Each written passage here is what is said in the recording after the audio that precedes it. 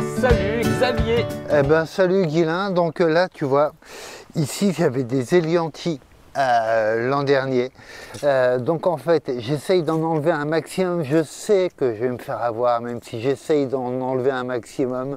Il en Il y en reste a, toujours. bah oui, il en reste toujours, et je change d'endroit pour les planter. Pourquoi? Parce que c'est un légume vivace pourtant, et on pourrait se dire, bah attends, je le laisse sur place d'une année sur l'autre, il ne va pas disparaître, hormis rongeur. Oui, effectivement, il va pas disparaître. Néanmoins, très rapidement, il va vraiment perdre en calibre. Il va devenir tout petit. Or, moi, ce que je veux, c'est avoir des beaux élianthis bien longs. Alors là, quand même, là, je pète le score. Hein. Donc, élianthis, Elianthus sturmosus, proche cousin du topinambour, Elianthus tuberosus. Tout ça étant proche cousin des Elianthus annuum, par exemple, les tournesols, c'est la même famille, hein, sont donc des astéracées, et ce qui explique que topinambour comme Elianthie fleurissent à la façon des tournesols, on va dire, en extrême fin de saison. C'est assez joli, hein, en fait. Hein. Après, quand on a la floraison des topinambours, en général un tout petit peu plus tôt que celle des élianthis, ben, ça nous dit que la saison est en train de s'achever, tout simplement. Ouais, c'est la fin. Très très bon. Comme son cousin le topinambour, hein, une saveur d'artichaut absolument stupéfiante. C'est vraiment délicieux, vraiment très fin comme légume. Bon, après, un défaut que tout le monde connaît, hein, c'est-à-dire que topinambour ou élianthie contiennent de l'inuline. On n'a pas les enzymes pour la digérer. Ça fait des digestions qui sont, comment dire, explosive. Alors le terme un peu chic pour dire ça, c'est carminatif. Ouais. Voilà, c'est un légume carminatif. Donc à consommer avec modération. Oui. Oui, mais je crois que quand c'est lactofermenté, l'inuline est décomposée. Ah oui, moi je fais pas l'essai. Hein. tu essayes avant moi et tu me diras. On essaiera ensemble. Voilà. Un jour où on n'a rien de prévu.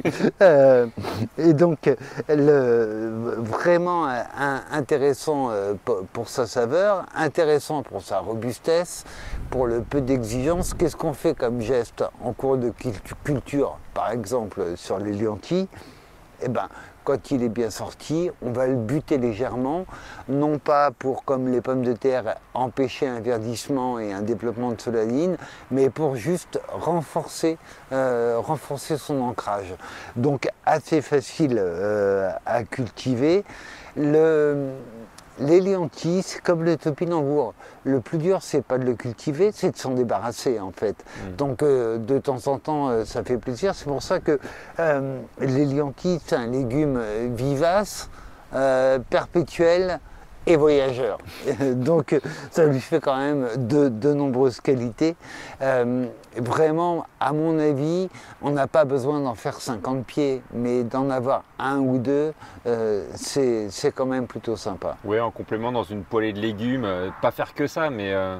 Ouais, moi je trouve ça très bon aussi, juste cuit à la vapeur. Ouais. Et puis avec servi tiède avec une vinaigrette à l'échalote. Ah, je trouve que ça passe très très bien. Encore une fois, soyons, de goûter ça, soyons raisonnables. Hein, par contre, hein, on n'en mange pas 50 kilos. Hein.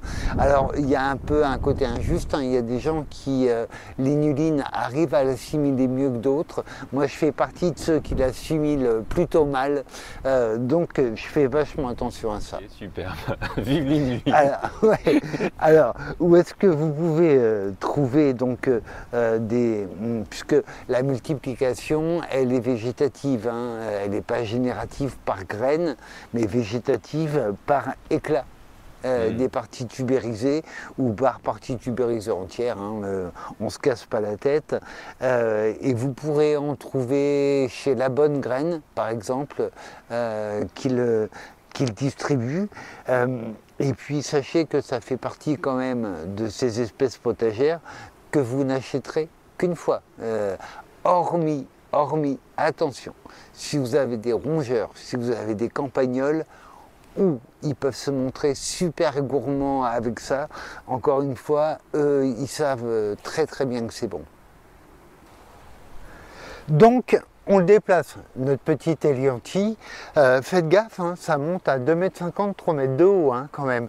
Donc attention que ça ne nous fasse pas des mises à l'ombre dans le jardin. Moi, je le plante plutôt à l'extérieur, sur les bords. Et puis il va monter, ce sera super joli en fait. Est-ce que je prends des précautions particulières? Bon, non. Hein. Oh la brute. Ah bah ouais, voilà. Oh, j'en ai 3. Cool. Et après, bah voilà, je sais qu'ici par contre la terre, c'est une ancienne couche en lasagne. Donc on est sur une terre fertilisée. Donc petit bonhomme, il va aimer. Donc vous voyez, je me casse pas trop la tête. Donc